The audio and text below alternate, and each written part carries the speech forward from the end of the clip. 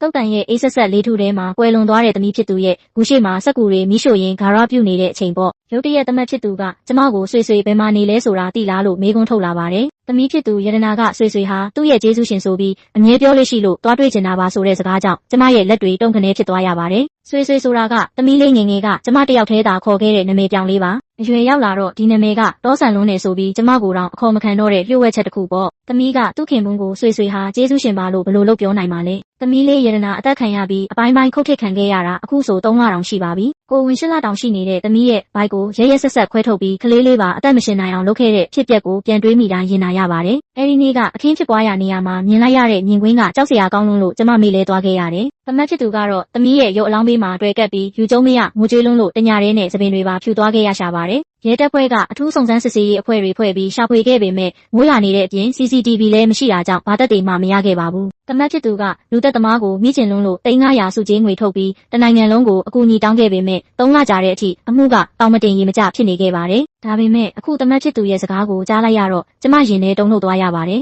်ရတနာကဘယ်တော့မှဆွေဆွေကိုသူ့ကျေးဇူးရှင်လို့ပြောခဲ့တာလဲတခုခုတော့မှားနေပြီဆိုတာခံစားလိုက်ရလို့သမက်ရဲ့မျက်နှာကိုတေချာစိုက်ကြည့်နေမိပါတယ်ဆွေဆွေတာမရှိရင်သူအသက်ရှင်နိုင်မှာမဟုတ်ဘူးလို့ပြောဘူးတယ်အခွင့်အရေးရရင်ကျေးဇူးဆက်ရမယ်လို့လည်းမှားခဲ့သေးတယ်လို့သမက်ကထပ်ပြောပါတယ်ကျမကဆွေဆွေကဘာတူလဲလို့ထပ်မေးတော့သမက်ဖြစ်သူကကလေးမွေးပြီးရင်မိသားစုနဲ့တွားတွေ့ပေးမယ်လို့ပဲအမီးကပြောခဲ့တယ်လို့ပြန်ဖြေပါတယ်သမက်ဖြစ်သူရဲ့အတန်ကတဖြည်းဖြည်းတိုးဝင်သွားပြီးယူကျုံမရဖြစ်နေပြန်ပါတယ်တကယ်တော့ဆွေဆွေဆိုတာသမီးလေးငငယ်တုန်းကကျမချစ်စနိုးပေးခဲ့တဲ့နာမည်ပါသမီးကဒီနာမည်ကိုရှေးရိုးဆန်နေဆိုပြီးမကြိုက်လို့ဘသူရှိမှမပြောဖို့ကျမကိုအထက်ထပ်မှာခဲ့ပါတယ်ဒါကြောင့်ဒီနာမည်ကကျမတို့သားမိကြားမှာပဲရှိခဲ့တဲ့လျှို့ဝှက်ချက်ပါဒီနာမည်ကိုဒီလောက်မုန်းတဲ့သမီးကသူ့ခင်ပွန်းကိုပြောပြပါမလားပြီးတော့ဆွေဆွေကသူ့ကျေးဇူးရှင်ဆိုတာကကိုဘယ်လိုဖြစ်နိုင်မှာလဲဘသူကလိန်နေတာလဲလို့စဉ်းစားနေတော့သမက်ကထပ်မေးလာပါတယ်ရတနာကငငယ်ကလေးကမိမိနားမှာနေလာတာဆိုတော့တိမှာပေါ့နော်တဲ့ကျမအမှန်တိုင်းမပြောဘဲခေါင်းခါပြလိုက်ပြီးမတိပါဘူးလို့ပဲဖြေလိုက်ပါတယ်သမက်ရဲ့မျက်ဝန်းထဲမှာစိတ်ပြတ်သွားတဲ့အရေးအယောင်လေးဖြတ်ပြေးသွားတာကိုမြင်လိုက်ရပါတယ်ကျမဘာမှပြန်မပြောဘဲစက်ကူတွေကိုပဲမီးရှို့နေမိပေမဲ့တန်တရားတွေကပိုနဲ့ဆိုင်လာပါတယ်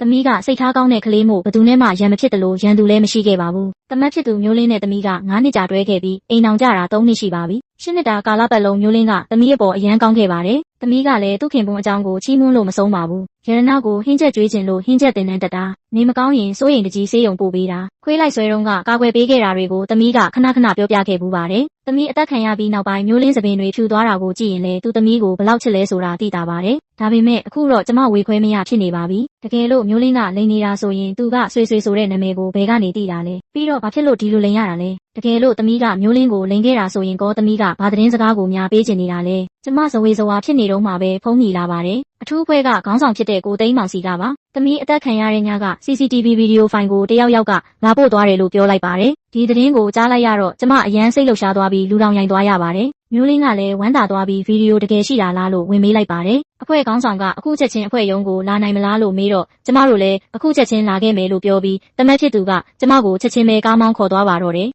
အထူးအဖွဲ့ရုံးကိုသွားတဲ့လမ်းမှာမျိုးလင်းဟာစတီယာရင်ကိုတင်းတင်းဆုပ်ကင်ထားပြီးလက်တွေကတိတိတတ်တာတုံရင်နေခဲ့ပါတယ်ကားကိုအရှိန်မြင့်ပြီးအမြန်ဆုံးရောက်သွားချင်နေတာကတော့အတိတာကြီးပါပဲရုံးကိုရောက်တဲ့အခါအဖွဲ့ခေါင်းဆောင်ကိုသိန်းမောင်ကလက်တော့တလုံးနဲ့စောင့်နေပြီးဤပညာဌာနကစစ်ဆေးပြီးသားဗီဒီယိုဖိုင်ကိုဖွင့်ပြပါတော့တယ်ဗီဒီယိုထဲမှာညဘက်မိုးရွာနေတဲ့လမ်းကြားထဲမှာလူတစ်ယောက်ဖြည်းဖြည်းချင်းလမ်းလျှောက်လာတာကိုတွေ့ရပါတယ်ခဏကြာမှအနက်ရောင်ခေါင်းစွပ်အင်ဂျီနဲ့နှာခေါင်းစည်းတက်ထားတဲ့အမျိုးသားတစ်ယောက်ကသမီးရဲ့နောက်ကိုကပ်လိုက်သွားပါတယ်သူ့မျက်နှာကိုတေချာမမြင်ရပေမဲ့အရက်ပူပြီးခန္ဓာကိုယ်ပိန်ပိန်နဲ့လမ်းလျှောက်ရင်းနည်းနည်းထောနဲ့ဖြစ်နေတဲ့ပုံစံကိုတော့ရှင်းရှင်းလင်းလင်းမြင်လိုက်ရပါတယ်သမီးကလမ်းကြားထဲကိုယ်ဝင်သွားတဲ့အချိန်မှာအဲ့ဒီလူကဘေးဘီကိုဝေ့ကြည့်ပြီးသမီးနောက်ကိုအတင်းလိုက်ဝင်သွားရင်ဗီဒီယိုကဆုံးသွားပါတော့တယ်ကိုသိန်းမောင်ကဒီလူကိုသိလားလို့မေးတဲ့အခါကျမတို့နှစ်ယောက်လုံးမသိပါဘူးလို့ပဲဖြေခဲ့ကြတယ်ဒါပေမဲ့ဗီဒီယိုတွေကမျက်လုံးတွေကကျမအတွက်တနေရာမှာမြင်ဘူးတလို့နဲ့ရင်းနှီးနေရတာကတော့အမှန်ပါပဲကိုသိန်းမောင်ကဒီဗီဒီယိုကိုအဖွဲ့ခေါင်းဆောင်တွေမကပဲရဲတွေအားလုံးနဲ့သတင်းဌာနတွေစီကိုပါအမည်မဖော်ပဲပို့ထားတာလို့ရှင်းပြပါတယ်အခုဆိုအင်တာနက်ပေါ်မှာဒီဗီဒီယိုကပြန့်နေပြီးလူထုကလည်းတရားခံကိုဖမ်းဖို့အုံကြွနေကြပြီပေါ့ဗီဒီယိုပို့တဲ့သူကိုခြေရာခံလို့မရသေးပေမဲ့ရဲတွေကတော့အခင်းဖြစ်တဲ့နေရာတစ်ဝိုက်ကိုအပူတပြင်းစုံစမ်းနေကြပါတယ်အဲ့ဒီအချိန်မှာပဲကိုသိန်းမောင်စီကိုဖုန်းဝင်လာပြီးဗီဒီယိုတွေကပုံစံအတိုင်းလမ်းလျှောက်နေတဲ့လူတစ်ယောက်ကိုတွေ့ထားကြောင်းသတင်းရပါတော့တယ်ကျမတို့အားလုံးအဲ့ဒီနေရာကိုချက်ချင်းလိုက်သွားခဲ့ကြတယ်အဲ့ဒီလူဟာဘယ်တန်ဝင်းစော်လို့လူသိများတဲ့အမိုက်ကောက်သမားတစ်ယောက်ဖြစ်ပြီးလူနေအိမ်တန်းဟောင်းတစ်ခုမှာနေထိုင်သူဖြစ်ပါတယ်ကိုသိန်းမောင်ကရဲတွေကိုဥဆောင်ပြီးတကားကိုခောက်လိုက်တဲ့အခါမျက်နှာမှာမီးလောင်တံရတွေနဲ့ထောနဲ့ဖြစ်နေတဲ့လူတစ်ယောက်ထွက်လာပါတယ်သူ့မျက်လုံးတွေကဗီဒီယိုတွေကအတိုင်းတထေရတဲ့ပါပဲ သူကရဲတွေကိုမြင်တာနဲ့ဖမ်းလိုက်စမ်းပါခင်ဗျားတို့ကိုစောင့်နေတာ3လရှိပြီလို့အော်ဟစ်ပြီးကြောက်စရာကောင်းအောင်ရင်မောနေပါတော့တယ်ကျမအိမ်ထဲကိုလှမ်းကြည့်လိုက်တဲ့အခါမှာတော့လုံးဝစွန့်အားသွားရပါတယ်အိမ်ရဲ့နံရံလေးဖက်လုံးမှာသမီးဖြစ်သူရတနာရဲ့ဓာတ်ပုံတွေအပြည့်ကတ်ထားတာပါသမီးလေးငငယ်တုန်းကပုံတွေကနေတက္ကသိုလ်တက်တဲ့ပုံမင်္ဂလာဆောင်တဲ့ပုံနဲ့နောက်ဆုံးကိုဝင်အရင်အမာနဲ့ရှိနေတဲ့ပုံတွေအထိစနစ်တကျမှတ်တမ်းတင်ထားတာဖြစ်ပါတယ်ကျမကနင်ကတရိษံပဲသမီးကိုငငယ်ကလေးကပြစ်မှတ်ထားခဲ့တာလားလို့အော်ဟစ်လိုက်တဲ့အခါသူကပိုပြီးကြဲကြဲလောင်လောင်ရဲရင်းနဲ့ဟုတ်တယ်ငါတက်လိုက်တာလို့ဝန်ခံလိုက်ပါတယ်သူ့စကားလဲဆုံးရောမျိုးလင်းရဲ့ပြင်းထန်တဲ့လက်သီးချက်တွေကဝင်းစော်ရဲ့မျက်နှာပေါ်ကိုတရဆက်ကြားရောက်သွားပါတော့တယ်မျိုးလင်းဟာလုံးဝထိမ့်မနိုင်တိမ်မရဖြစ်နေပြီးရတနာအတွက်ကိုယ်တိုင်ကလေးစားချေတော့မယ့်ပုံစံမျိုးနဲ့ဒေါသတွေပောက်ကွဲနေပါတယ်ရတနာကခမ ्या ကိုဘာလုပ်လို့လဲဘာလို့ငါမိမကိုဒီလိုလုပ်ရတာလဲလို့အော်ဟစ်ပြီးမျိုးလင်းကဝင်းစော်ကိုတေလူမတက်ထိုးနှက်နေပါတော့တယ်မျိုးလင်းရဲ့မိခွန်းတွေအောက်မှာဝင်းစော်ကဘာမှပြန်မဖြေပဲကျမကိုတစ်ချက်စိုက်ကြည့်လိုက်ပါတယ်ပြီးတော့မှခက်အေးအေးပဲကျွန်တော်ဝန်ခံပါတယ်ကျွန်တော်ကိုဖမ်းသွားလိုက်ပါလို့ပြောလေတော့ကိုသိန်းမောင်ကလက်ဝဲရမ်းပြလိုက်ပြီးရဲတွေကလက်ထိတ်ခတ်လိုက်ကြပါတယ်သူကဖမ်းခံရတာကိုနည်းနည်းလေးမှမခုခံတဲ့အပြင်ရဲတွေထက်တောင်အင်းရှိကိုအရင်ရောက်နေပါသေးတယ်ဖမ်းခံရမှာကိုမစောင့်နိုင်တော့သလိုမျိုးသူ့ရဲ့ထောနဲ့ပုံစံကြီးနဲ့ထွက်သွားတာကိုကြည့်ရင်တခုခုမှားနေပြီလို့ကျမခံစားလိုက်ရပါတယ်ကျမနားမလည်နိုင်တာကသူကဘာတူလဲဘာလို့သမီးရဲ့ဓာတ်ပုံတွေကိုငငယ်ကလေးကတောက်လျှောက်ခိုးရိုက်ထားရတာလဲသမီးကိုအနှစ်20လောက်စောင့်ကြည့်လာပြီးမှဘာလို့အခုမှရဲရဲဆက်ဆက်တက်ပြစ်ရတာလဲပြီးတော့ဘာလို့အခုကြမှဘာမှမခုခံပဲအတာတကြီးဝန်ခံရတာလဲဗီဒီယိုကိုဘသူကဖြန့်လိုက်တာလဲစုချင်းငွေ300ရမှာကိုဘာလို့3လကြာမှအမည်မဖော်ပဲချပြရတာလဲဒီမေးခွန်းတွေခေါင်းထဲမှာပဲ့တင်ထက်နေတော့ကျမရဲ့အကြည့်တွေကဝင်းစော်ရဲ့အခန်းဝရန်နာပေါ်ကနေကြပန်းအိုးစီကိုရောက်သွားပါတယ်နေကြပန်းတွေကညှိုးချောက်နေပါပြီအဲ့ဒါကိုမြင်လိုက်ရတဲ့ခဏမှာပဲကျမရင်တွေအယမ်းတုန်လာပြီးတကူလုံးလည်းထိမနိုင်အောင်တုန်ရင်လာတော့တာပဲကြောက်စရာကောင်းတဲ့အမှန်တရားတစ်ခုကိုကျမရုတ်တရက်သဘောပေါက်လိုက်မိပါတယ်သုံးလလုံးခေါင်းထဲမှာဝဲလည်နေတဲ့တန်တရားတွေနဲ့ဆက်ဆက်မှုမရှိသလိုဖြစ်နေတဲ့အပိုင်းအစတွေဟာအဲ့ဒီညှိုးချောက်နေတဲ့နေကြပန်းကိုမြင်လိုက်ရတဲ့ခဏမှာပဲအဖြေပေါ်သွားတော့တယ်အမှန်တရားကကျမထင်ထားတာထက်အစာပေါင်းများစွာပိုပြီးရက်ဆက်လွန်နေခဲ့ပါတယ်ဝင်းစော်ကိုရဲတွေကအိမ်ထဲကနေခေါ်ထုတ်သွားချိန်မှာသတင်းထောက်တွေနဲ့လူအုပ်ကြီးကအိမ်ရှိမှပြည်နေပါတယ်လူတွေကဖုန်းတွေနဲ့တိုက်ရိုက်ထုတ်လွှင့်နေကြသလိုဒီအမှုကအင်တာနက်ပေါ်မှာလည်းချက်ချင်းပဲထိတ်ကန်းသတင်းဖြစ်သွားခဲ့ပါတယ်လူသက်သမားဖမ်းခံရတာကိုမြင်တော့လူအုပ်ကြီးကဝမ်းသာအားရအော်ဟစ်ကြပေမဲ့သမီးရဲ့ဓာတ်ပုံတွေအပြည့်ကတ်ထားတဲ့အခန်းကိုမြင်လိုက်ရတဲ့အခါမှာတော့လူတွေလုံးဝပွက်လို့ရိုက်သွားတော့တာပဲဒီကောင်ကစိတ်တဆလူသက်သမားပဲအသေးတက်ပြစ်ကြဆန်းလို့ဝိုင်းပြီးဆဲဆိုနေကြပါတယ်ဝင်းစော်ရဲ့အင်ဂျီနဲ့သပင်တွေမှာလူတွေပစ်ပေါက်လိုက်တဲ့အညစ်အကြေးတွေပေးပွားပြီးနန်းစော်နေပေမဲ့သူကတော့ဘာမှမဖြစ်သလိုတည်ငြိမ်နေတဲ့အပြင်ပြုံးတောင်ပြုံးနေပါသေးတယ်သူ့ကိုရဲကားပေါ်တင်ခါနီးမှာပဲကျမရဲတွေရှိကနေအတင်းဝင်ပိတ်လိုက်ပါတယ်မရဘူးသူ့ကိုခေါ်သွားလို့မဖြစ်ဘူးလို့အော်ဟစ်လိုက်တဲ့အခါတလောကလုံးချက်ချင်းတိတ်ဆိတ်သွားပါတော့တယ်တေဆုံးသူရဲ့အမေကဘာလို့လူသက်သမားကိုဖမ်းတာတားနေရတာလဲစိတ်နှောက်သွားတာလားဆိုပြီးလူတွေကဝိုင်းပြောကြပါတယ်သတင်းထောက်တစ်ယောက်ကဘာလို့ဖမ်းတာကိုတားနေတာလဲလို့မေးတော့ကျမခေါင်းခါလိုက်ပြီးတီတီငိမ့်ငိမ့်ပဲပြောလိုက်ပါတယ်သူတေလို့မဖြစ်သေးဘူးသူ့ကိုခေါ်သွားလို့မရဘူး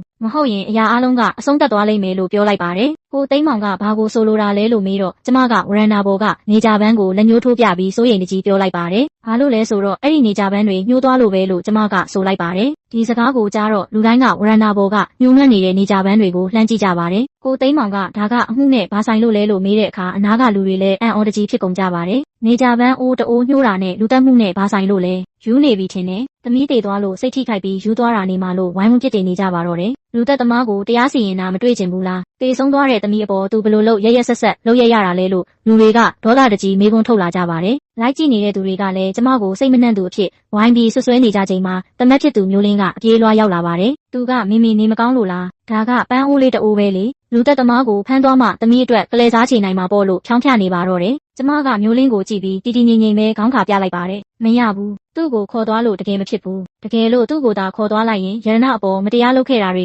ကထာဝရမြင်မြုပ်ခံလိုက်ရလိမ့်မယ်လို့ဆိုလိုက်ပါတယ်အဖွဲ့ခေါင်းဆောင်ကိုသိန်းမောင်ကတော့အမအခြေအနေကိုကြည့်ပါဝင်းစော်အိမ်ထဲမှာသမီးရဲ့ဓာတ်ပုံတွေရှိနေတာရဲ့ဗီဒီယိုတွေကတက်သေးရဲ့သူကိုယ်တိုင်ဝန်ခံချက်ရဲ့ကခိုင်လုံနေပြီလို့ခက်တင်းတင်းပြောလာပါတယ်ဘေးကလူတွေကလည်းအမှုစစ်တာကိုနှောင့်နှေးအောင်လုပ်တာလူသက်သမားကိုကာကွယ်ပေးနေတာပဲလို့ဝိုင်းပြီးကဲရကြပါတယ်ရဲတွေကကျမကိုဆွဲဖယ်ဖို့ရှေ့တိုးလာချိန်မှာပဲဝင်းစော်ကရုတ်တရက်ခတ်တိုးရေးလိုက်ပါတယ်အဲ့ဒီရတန်ကကျမနားထဲကိုတိုးဝင်လာပြီးသူ့မျက်လုံးတွေကိုကြည့်လိုက်တဲ့အခါကျမထင်တာမှန်နေပြီဆိုတာသိလိုက်ရပါတယ်ဒီပန်းအိုးကအချက်ပြမှုဖြစ်ပြီးဝင်းစော်ကသာအမှန်တရားကိုဖွင့်ချပေးနိုင်မဲ့တူးလေးသောသူဖြစ်ပါတော့တယ်ကျမကင်မရာတွေဘက်ကိုလှည့်ပြီးဝင်းစော်ကလူသက်သမားမဟုတ်ဘူးဒီနေ့သူ့ကိုခေါ်သွားခြင်းကျမရဲ့အလောင်းကိုကြော်သွားကြပါကျမအသက်နဲ့လဲပြီးသူ့ကိုကာကွယ်မယ်လို့အော်ဟစ်လိုက်ပါတယ်ဒီစကားကြောင့်လူတွေလုံးဝစူညံသွားကြပြီးဒီမေယူသွားပြီလို့ဝိုင်းပြောကြပါတယ်မျိုးလင်းကလည်းတုံလို့စွာနဲ့မေရှောက်မပြောပါနဲ့တော့လူသက်သမားကိုတရားစီရင်မှယတနာလဲကောင်းရာသူပတိရမှာပေါ့လို့ဝမ်းနေပက်လက်တောင်းပန်နေပါသေးတယ်အဲ့ဒီအချိန်မှာဝင်းစော်ကသူတက်ပါတယ်လို့ဝန်ခံထားတာတော့မှဘာလို့သူမဟုတ်ဘူးလို့ပြောရတာလဲခိုင်လုံတဲ့တက်တွေရှိလို့လားလို့ကိုသိန်းမောင်ကမေးလာပါတယ်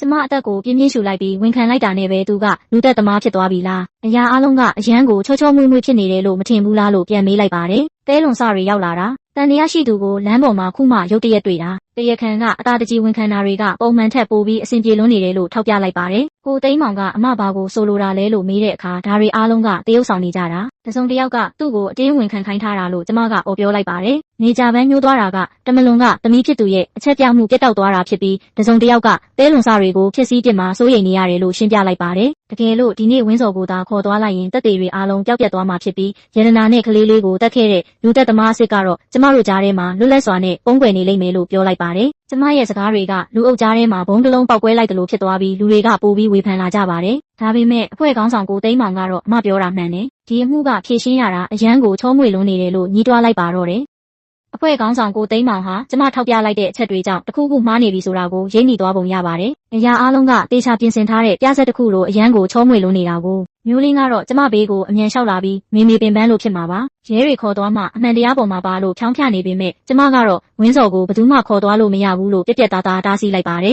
ကျမကိုသိန်းမောင်ကိုအေးအေးဆေးဆေးကြည့်ပြီးမေးခွန်းအချို့ထုတ်လိုက်ပါတယ်ပထမဆုံးမေးခွန်းကတော့ဆယ်စုနှစ်နဲ့ချီပြီးသမီးနောက်ကိုလိုက်နေတဲ့စိတ်တစလူသက်သမားကဘာလို့တပ်ပုံတွေကိုလူတိုင်းမြင်နိုင်တဲ့နေရန်ပေါ်မှာလိုက်တာတော့မကပဲအထင်ရှားကတ်ထားရတာလဲဆိုတာပါပဲဒုတိယအချက်ကတော့လူသူကင်းမဲ့တဲ့လမ်းကြားမှာတေချာရွေးပြီးတက်ခဲ့တဲ့သူကဘာလို့အိမ်ပြန်လမ်းမှာ CCTV ကိုဖျက်ပြီးဂုံယူဝင့်ကြွားစွာပြန်လာခဲ့တာလဲဆိုတာပါပဲကျမရဲ့မေးခွန်းတွေကြောင့်တလောကလုံးငြိမ်ကျသွားပါတယ်လိုက်ထဲကမှတ်ချက်တွေလည်းချက်ချင်းပြောင်းလဲသွားပြီးလူသက်သမားကဘာလို့အဖမ်းခံရမှာကိုအိမ်မှာထိုင်ဆောင်နေမှာလဲလို့မေးခွန်းထုတ်လာကြပါတယ်ကိုသိန်းမောင်ကဝင်းစော်နာသွားပြီးမင်းတကယ်တက်ခဲ့တာလားလို့ထပ်မေးပေမဲ့ဝင်းစော်ကတော့ကျွန်တော်တက်တာပါသူကစိတ်မနှံ့လို့ရှောက်ပြောနေတာပါလို့ပဲညင်းဆိုနေပါသေးတယ်ကျမဝင်းစော်နာကိုရှောက်သွားပြီးနင်ဘာမှမှားတာမလုပ်ခဲ့ဘူးနင်ရန်နောက်ကိုလိုက်နေခဲ့တာကသူ့ကိုကာကွယ်ပေးဖို့ဆိုတာငါသိတယ်လို့ပြောလိုက်တဲ့အခါဝင်းစော်ဟာသူကမျက်လုံးနီတွေနဲ့ကျမကိုမော့ကြည့်ပြီးမင်းငါကိုမှတ်မိတယ်ဟုတ်လားလို့တုံရီတဲ့အတန်နဲ့မေးပါတယ်ကျမမျက်ရည်တွေကြားကနေဒီမျက်လုံးတွေကိုပြဖြစ်သွားရင်တော့မှတ်မိတယ်လို့ပြောလိုက်တဲ့အခါဝင်းစော်ဟာကျမသူ့ကိုတကယ်မှတ်မိသွားပြီဆိုတာသိသွားပါတော့တယ်သူကအခန်းတစ်ပြင်လုံးကိုဝေးကြည့်လိုက်ပြီးနောက်ဆုံးတော့လူအုပ်ကြီးရှေ့မှာအမှန်တရားကိုအကျယ်ကြီးအော်ပြောလိုက်ပါတော့တယ်ဟုတ်တယ်တက်တာငါမဟုတ်ဘူးလူသက်သမားအစ်စ်ကမျိုးလင်းဆိုတဲ့စကားကြောင့်တလောကလုံးတုံလုံးခြောက်ချသွားရပါတော့တယ်တမတ်ဖြစ်သူမျိုးလင်းရဲ့မျက်နှာဟာချက်ချင်းဆိုသလိုပြည့်ရင်းသွားပြီးလူအုပ်ကြီးလည်းစူညံပွက်လောရိုက်သွားပါတော့တယ်မျိုးလင်းရဲ့မျက်နှာကခဏလေးအတွင်းမှာလူသေးလိုဖြူလျှော့သွားပေမဲ့စက္ကန့်ပိုင်းအတွင်းမှာတင်ပြန်ထိန်းလိုက်ပြီးရေတောင်ရေလိုက်ပါသေးတယ်ခမားယူနေတာလားအသက်ခံရတာကကျွန်တော်မိမနဲ့ကလေးလေးဗျာခမားကလူသက်သမားပါလို့ပြန်လဲဆွဆွဲလိုက်ပါတယ်မျိုးလင်းကအဖွဲ့ခေါင်းဆောင်ကိုသိန်းမောင်ဘက်ကိုလှည့်ပြီးဒီစိတ်တစားနောက်ရောင်ခံသမားကိုအမြန်ဖမ်းပေးပါလို့ဝမ်းနေပက်လက်ပြောနေပြန်ပါတော့တယ်ကိုသိန်းမောင်ကဝေခွဲမရတဲ့အမူအရာနဲ့ဝင်းစော်ကိုကြည့်တဲ့အခါဝင်းစော်ကမငင်းပဲအေးအေးဆေးဆေးပဲပြန်မေးပါတယ်ဒါဆိုကျွန်တော်ဘာလို့သူ့နောက်ကိုလိုက်နေခဲ့ရလဲဆိုတာခမားတို့သိလားလို့မေးလိုက်ပေမဲ့ဘယ်သူမှမဖြေနိုင်ကြပါဘူးဝင်းစော်ကဆက်ပြောတယ်လွန်ခဲ့တဲ့နှစ်18နှစ်ကတယောက်ကကျွန်တော်အိမ်ကိုမိရှို့ပြီးကျွန်တော်မိသားစုကိုအရှင်လက်လက်တက်ဖို့စူးစမ်းခဲ့တယ်ကျွန်တော်ကမိသားစုကိုကယ်ဖို့အသက်နဲ့လဲပြီးစူးစမ်းခဲ့ရတာပါလို့ဆိုပါတယ်ကျွန်တော်ကံကောင်းလို့အသက်မသေးခဲ့ပေမဲ့မိရှို့တဲ့သူကထက်လုံးမှာကြောက်လို့မိသားစုစီပြန်မသွားရဲခဲ့ဘူးကျွန်တော်အသက်ရှင်နေတာသိရင်ကျွန်တော်မိမနဲ့ကလေးကိုထပ်ပြီးအနေရပြုတ်မှာစိုးလို့ပါလို့သူကရှင်းပြပါတယ်ဒါကြောင့်နာမည်ပြောင်းပြီးဒီလိုလူမဆန်တဲ့ပုံစံနဲ့ပဲသူတို့အနားမှာနေခဲ့ရတယ်ဓာတ်ပုံတွေနဲ့ကျွန်တော်သမီးလေးကြီးပြင်းလာတာကိုမှတ်တမ်းတင်ခဲ့ရတယ်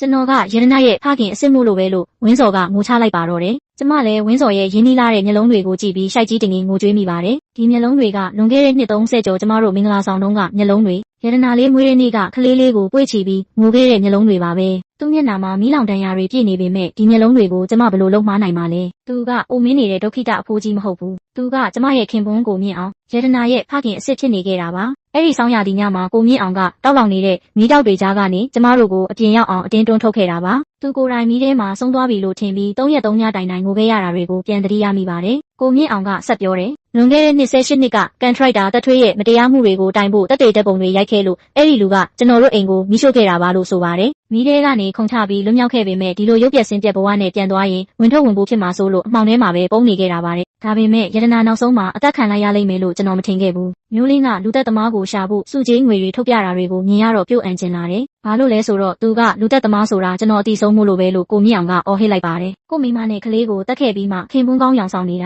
သူ့ကိုတရားစီရင်ခြင်းပေမဲ့ကျွန်တော်မှတက်တယ်မရှိဘူးလို့လဲဆိုပါတယ်ဒါကြောင့်အကွက်ဆင်ပြီးလူတစ်ယောက်ကိုဗီဒီယိုရိုက်ခိုင်းတယ်ပြီးတော့အဲ့ဒီဗီဒီယိုကိုလူတိုင်းစီပို့လိုက်တာလူတွေကကျွန်တော်ကိုလူသက်သမားလို့ထင်ပြီးရဲတွေလာဖမ်းအောင်လုပ်ခဲ့တာပါလို့ရှင်းပြပါတယ် ဒီလိုလုံးမမျိုးလင်းကအမှုပိတ်သွားပြီလို့ထင်ပြီးတတိလက်လွတ်ဖြစ်မှာမို့လို့ပါတယ်အခုလိုအားလုံးရဲ့ရှေ့မှာမျိုးလင်းရဲ့ရာဇဝတ်မှုတွေကိုဖွင့်ချဖို့အတွက်ကျွန်တော်ဒီအချိန်ကိုစောင့်နေခဲ့တာလို့ကိုမြင့်အောင်ကဆိုလိုက်ပါတော့တယ်ဒီစကားကိုကြားတော့မျိုးလင်းရဲ့မျက်နှာကပြာနှမ်းသွားပြီးလောင်ရည်လိုက်ပါတယ်ပုံမြင်တွေရှောက်လို့မနေနဲ့အမိုက်ကောက်တဲ့ဒုက္ခိတတယောက်ကယတနာရဲ့ဖခင်ပါလို့ပြောပြီးကျွန်တော်ကိုလူသက်သမားလို့ဆွဆွဲနေတာကိုတကယ်ပဲယုံနေကြတာလားလို့မေးခွန်းထုတ်လိုက်ပါတယ်အခန်းထဲမှာလူတွေအကုန်ငြိမ်သက်သွားကြပြီးတက်သေးမရှိဘဲနဲ့တော့သူတို့လည်းမယုံရဲကြပါဘူးကျမကကိုမြင့်အောင်ကိုယုံကြည်ကြောင်းလူအုပ်ရှိမှပြက်ပြက်သားသားပြောလိုက်တဲ့အခါမျိုးလင်းရဲ့မျက်နှာကပြည့်ရင်းသွားပါတော့တယ်မျိုးလင်းကကျမကိုစိတ်ဖောက်ပြန်နေပြီလို့ဆွဆွဲပြီးဒီရုပ်ပြက်စင်းပြက်ဒုက္ခိတကြီးကဘလို့လို့အဖေဖြစ်မှလဲလို့အော်ဟစ်လိုက်ပါတယ်ဒါပေမဲ့ကိုမြင့်အောင်ကအိတ်ကက်ထဲကပလတ်စတစ်အိတ်လေးကိုထုတ်ပြီးရတနာချန်ထားခဲ့တဲ့စာကိုကိုသိန်းမောင်စီကမ်းပေးလိုက်ပါတယ်ရတနာဟာတက္ကသိုလ်တက်တုံးကလေးကသူ့ဖေကိုမှတ်မိနေခဲ့တာဖြစ်ပါတယ်ကိုမြင့်အောင်အမိုက်ကောက်နေတော့သမီးလေးကဖေဖေလို့တိုးတိုးလေးခေါ်ခဲ့တာကနေစလို့သူတို့သားဖတွေတိတ်တဆိတ်တွေ့ဆုံခဲ့ကြတာပါရတနာဟာကိုဝင်ရှိလာတဲ့အချိန်မှာသူ့ခင်ပွန်းမျိုးလင်းပြောင်းလဲသွားတာကိုကြောက်လန့်နေခဲ့ပြီးအဖေဖြစ်သူကိုအားကိုးခဲ့ရတာဖြစ်ပါတယ်ကိုသိန်းမောင်ကရတနာရဲ့စာကိုဖတ်ပြလိုက်တဲ့အခါလူတိုင်းနှင်သက်သွားကြပါတယ်မျိုးလင်းရဲ့အဖေဟာလွန်ခဲ့တဲ့နှစ်ပေါင်းများစွာကကျမတို့အိမ်ကိုမိရှို့ခဲ့တဲ့ဦးသက်ထွေးဖြစ်နေခဲ့တာပါဦးသက်ထွေးဟာအလုပ်မှာမတရားမှုတွေလုပ်ပြီးပစ္စည်းတုတွေတင်သွင်းတာကိုရတနာအဖေကိုမြင့်အောင်ကဖုန်းနဲ့ခိုးပြီးမှတ်တမ်းတင်ထားတာပါအဲ့ဒါကိုသက်ထွေးကသိပြီးအမျိုးတကြီးနဲ့ညဘက်မှာအိမ်ကိုမီးလာရှို့ခဲ့တာဖြစ်ပါတယ်ကိုမြင့်အောင်ကသူ့မိန်းမနဲ့သမီးကိုမီးထဲကမရရအောင်ကယ်ထုတ်ပေးပြီးသူကတော့အိမ်ထဲမှာကြံခဲ့တာဖြစ်ပါတယ်ကိုမြင့်အောင်မီးထဲမှာတေးပြီးထင်လို့ကျမ3ရက်လောက်ငိုခဲ့ရပါတယ်အဲ့ဒါကြောင့်ကိုသက်ထွေးဟာလည်းထောင်ကျသွားပြီးထောင်ထဲမှာတေဆုံးခဲ့တာဖြစ်ပါတယ်ကိုမြင့်အောင်ကလူကောင်းတချို့ရဲ့အကူအညီကြောင့်အသက်ရှင်ခဲ့ပြီးဒဏ်ရာတွေနဲ့မလို့လူတော်မတိုးပဲအဝေးတနေရာကနေသမီးလေးကြောင်းတက်တာကိုအမြဲလာကြည့်နေခဲ့တာပါမျိုးလင်းဟာသူ့အဖေရဲ့ကလေးစားချေလိုတဲ့ဆန္ဒကိုဖြည့်ဆည်းဖို့အတွက်ရတနာကိုတမင်ချင်းကပ်လက်ထပ်ခဲ့တာဖြစ်ပါတယ်ရတနာကဒီအကြောင်းကိုသိသွားပြီးမျိုးလင်းကိုဥပဒေနဲ့အညီအပြစ်ပေးဖို့ဖခင်ဖြစ်သူကိုစာရေးပြီးမှာကြားခဲ့တာဖြစ်ပါတယ်စာဖတ်ပြီးချိန်မှာမျိုးလင်းဟာသူ့ရဲ့ရုပ်မာမှုတွေကိုဒေါသတကြီးဝန်ခံလိုက်ပါတော့တယ်သူကရတနာကိုကလေးစားချေဖို့လက်ထပ်ခဲ့တာဖြစ်ပြီးသူ့ကိုပြန်ပြီးချင်းချောက်လာလို့ရဲရဲဆက်ဆက်တက်ပစ်ခဲ့တာလို့အော်ဟစ်လိုက်ပါတယ်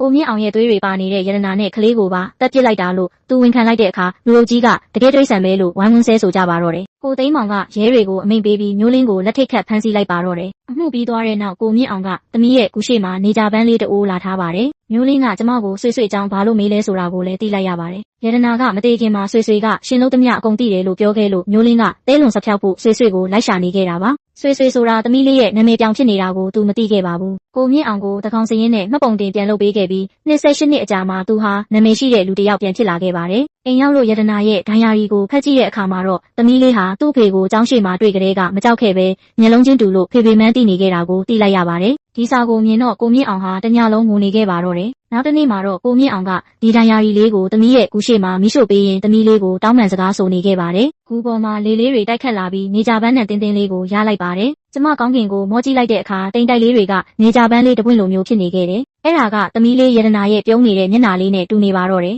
ရတနာလေးဟာကောင်းကင်ဘုံကနေဓာရီအားလုံးကိုကြည့်ပြီးကျေနပ်စွာပြုံးနေလိမ့်မယ်ဆိုတာကျမအသေးချာသိနေခဲ့ပါတော့တယ်ဒီမှာပဲစက်သိမ်းပါပြီရှင်အဆုံးထိအားပေးခဲ့တာကျေးဇူးတင်ပါတယ်ချစ်တယ်နော်အားဖွား